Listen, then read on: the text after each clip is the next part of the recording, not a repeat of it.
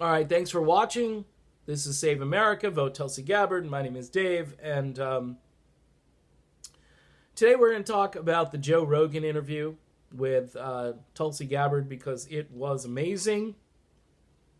I would just ask people to go check it out, even if you can't watch the whole thing. It's a long interview, and this stands in stark contrast with the few minutes that she gets on the so-called real networks, like fake news, we should say, but and then the hostile witnesses that she has to endure, people who are really looking to play gotcha with her. Even contrast this interview with her time on TYT, where they tried to pick her apart and are you progressive enough for us? Because we are the kingmakers and the queenmakers. And if you're not, progressive enough, we're going to call you out on it. Rather than having a conversation. Joe Rogan does this brilliantly. Brilliantly. By the way, he asks really good questions. And then he follows up those really good questions with more really good questions. And they have a conversation. They have a dialogue. Now, if you want to say this is more like a friendly interview, in a sense, than a, rapid fire interview, in the sense that it's not like, it's almost like they're just having a conversation, which they are. And it's so refreshing because you get actual information. You get to know who Tulsi Gabbard is.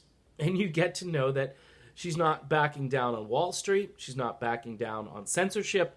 They did a segment where they were talking about people getting banned. Okay? And the guy who was mentioned, obviously, I don't want to mention because I'm afraid of demonetization. Joe, I don't think, has to worry about that. But, it's a well-known guy. And she didn't come back with, well, he's a purveyor of hate speech, and I'm glad he's gone. No. She said something to the effect that, she didn't know all the kinds of algorithm stuff that happens both here and over on Facebook, and the topics and the subjects. And basically, Rogan talks about how all of that information is taken and then used to sort of foment use a Jimmy Dore phrase, to foment discord or hatred. It was just fascinating to watch Tulsi's reaction. But she just proves she's got a soldier's heart. She understands why we go to war in these countries, and why we shouldn't be going to war in these countries. And Joe Rogan almost, when he asked these questions, it was almost like he wanted to know, he wanted to understand what was going on, because oftentimes we're just told all of the, the great things that are going to happen if we, remove the dictator in, pick a country, Venezuela right now, Iran, all day yesterday now. Didn't we sent like an aircraft carrier out there? I mean, this is the Tulsi Gabbard foreign policy tutorial. And there's basically things happening in the background every day. Tulsi has a never-ending supply of material that she can critique because we're always doing it. I just don't have a lot of sympathy and time at this stage for people who are into the horse race. All right, and I know that's kind of I'm going off topic here a little bit, but I watch so many videos during the day. Joe Biden is up, and Bernie Sanders, these polls are fake, and we've got to go in there. I don't know if the polls are fake or not. I think it was Michael Tracy who was tweeting out, and he's a truth teller, and he's an uncomfortable truth teller. And he's done a lot of analysis on polling. And a lot of these polls, unfortunately, they show that Joe Biden is in the lead. And it's not just, a manufactured poll. Now, granted, there are some of the polls that sample more older people, but the sad reality is the alternative to Donald Trump is more important than the actual policy making. And that's why Tulsi is struggling, because Tulsi has idea after idea after idea. She has, Rogan brings this up about the election issues. And she's got, hey, I've got this bill. She's got, either she's co-sponsoring or she has a solution herself. They talk about arming terrorists. They talk about bringing, the Saudi Arabia issue. And she's like, well, it's pretty sad, but I had to sponsor a bill called, the Stop Arming Terrorists bill. We're living in a time where people just want to feel good about who's in the office. They don't really care what that person does in the office. And we saw that, by the way, with Barack Obama. We saw it maybe way back with Ronald Reagan. Both of those men, during their times in office, people were just, hey, I like who the president is.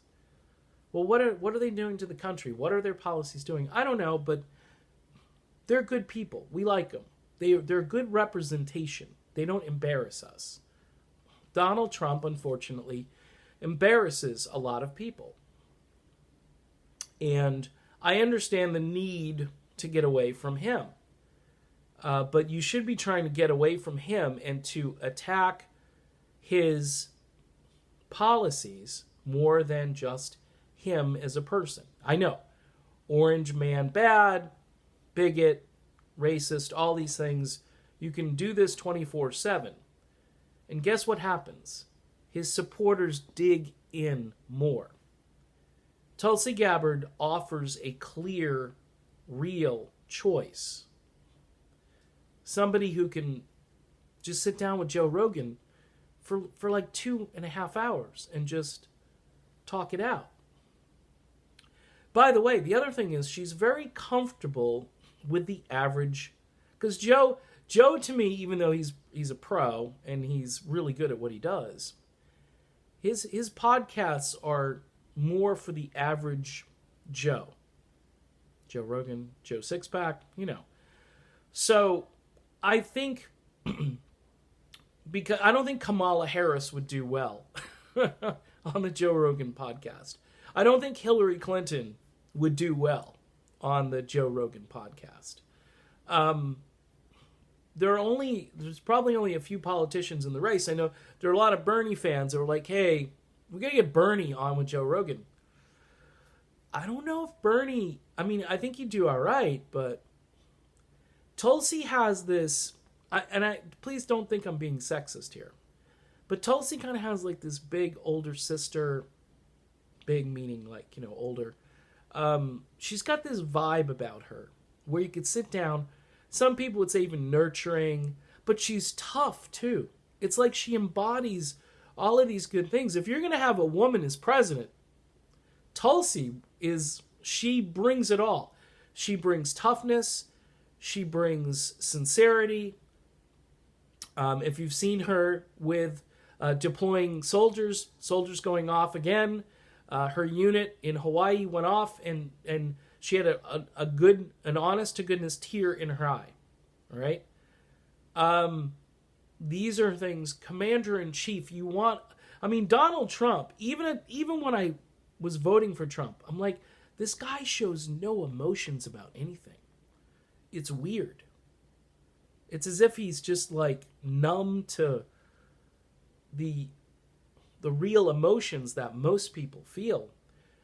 Now, unfortunately, it's a lot of the reasons why people are gravitating toward Joe Biden, because they think Biden hears them. Biden empathizes with them. Biden is not this, Biden will cry or Biden will get angry and so forth. Tulsi Gabbard, though, does all of that stuff, and she has ideas.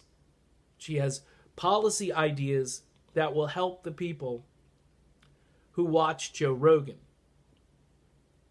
Her ideas aren't really meant for people who watch, all day long MSNBC, CNN, or even Fox News.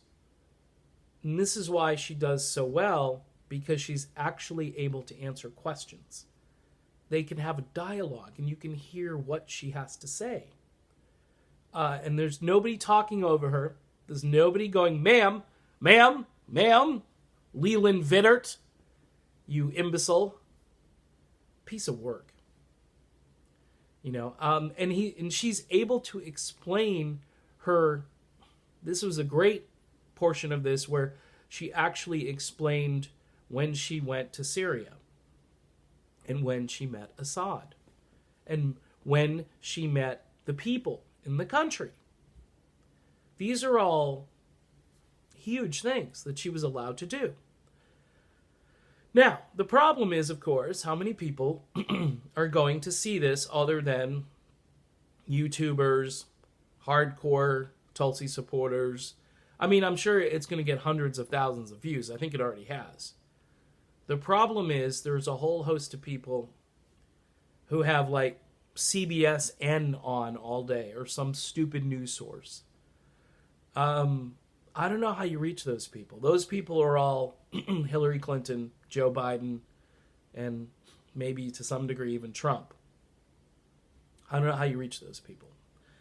And then, of course, you have this little problem with the DNC. And pretty much every video I do going forward, even if it's just in passing, I'm going to talk about the issues with the DNC. Because, again, if you can't get through it, you've got to go around it somehow. And we've got to keep plugging away. Now, maybe she needs to do a sit-down interview with somebody else. One of you progressive media moguls out there, people who have larger platforms, like I've said, and you need to sit down and have that conversation with her. Sorry, I'm still under the weather here a bit. And just say, hey, Tulsi, what if this goes sideways? What if this is, Bernie Sanders 2.0 for you and for Bernie? Now what are you going to do? And I think we all need to keep asking that question. And I know somebody on Twitter yesterday or the day before said, oh, I see what you're doing here. You're being pessimistic. No, I'm being a realist because this happened before. This would be the second time, and it appears that the rules haven't changed all that much. Super delegates are still going to pick who they want to pick, and it's all the party picks the candidate. The people don't pick the candidate. Let's just be honest. The party picks the candidate. And until that logjam is broken and things change, then candidates like Tulsi Gabbard, they don't have much of a chance. And we've got to be completely honest about it. But this Joe Rogan interview was gold. It was fantastic. It made me like Tulsi even more. And it made me like Joe Rogan a lot because he's real.